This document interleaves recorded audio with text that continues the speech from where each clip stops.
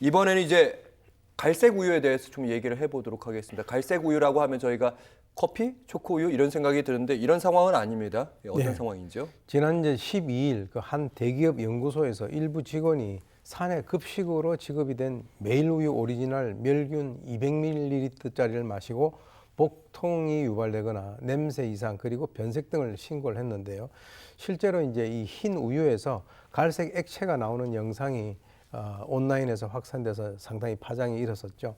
그래서 지금 이제 식약처 같은 경우는 문제가 발생한 이 제품의 생산 시점을 고려를 해서 지난 7월 1일부터 현재까지 생산 제품 일액에 관련된 그 전수조사를 실시한 결과 9월 19일 오전 3시 38분에 멸균기 밸브가 약 1초간 열리는 작동 오류로 인해서 제품 충전 라인에 2.8%의 수산화 나트륨 세척수가 혼입됐다라고 하는 것이 확인이 됐다라고 합니다.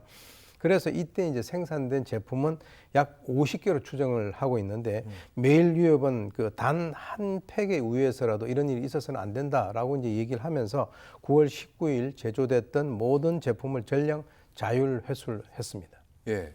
처음에는 우유가 상했나 이런 뉴스인가 했는데 예. 다른 물질까지 세척수까지 들어갔다고. 세척수가 들어간 거죠.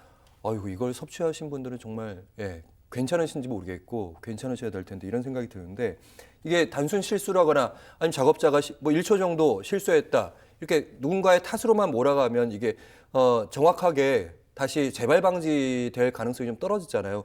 구조적으로 좀 문제가 있는 것이 아닌지 제조 공정에서. 사실 이제 메일 유업 같은 경우는 실제로 이제 이번 그 사건을 계기로 해서 본인들의 어떤 그 제품 관리를 철저히 해야 되겠다라고 하는 그런 얘기를 하고 있습니다. 그래서 식약처 같은 경우는 이 재발 방지를 위해서 메일 유업 광주 공장에 비의도적 밸브 조작 방지 방안 마련 등 제조 관리 운영 계획을 재수립하도록 지시를 했고요. 그리고 이제 관할관청에 축산물위생관리법 위반 사항에 대해서 행정처분을 요구했고 또 해썹검정관리 미흡에 대해서 시정명령을 내렸습니다. 그래서 아까 말씀하신 대로 이거는 순간적으로 뭐가 이물질이 들어간다면 사람이 먹는 것이기 때문에 이 먹는 음식에 대한 관리라고 하는 것은 한치의 오차도 없어야 된다라고 하는 강한 어떤 그 경고를 저희들에게 주고 있습니다. 네. 앞으로도 이제 교수님 중요한 것 같습니다.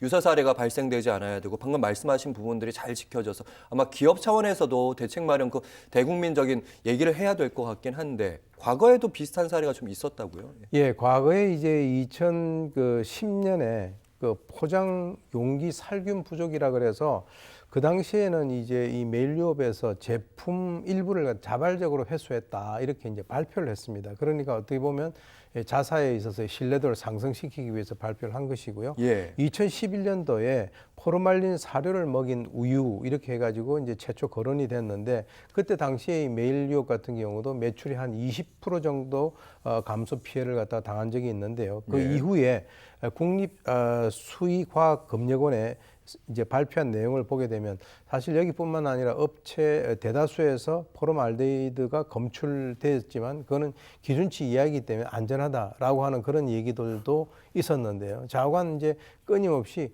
이 국민들의 어떤 건강을 위협하는 이런 부분에 대해서는 많은 신경을 쓰지 않으면 안 되겠습니다.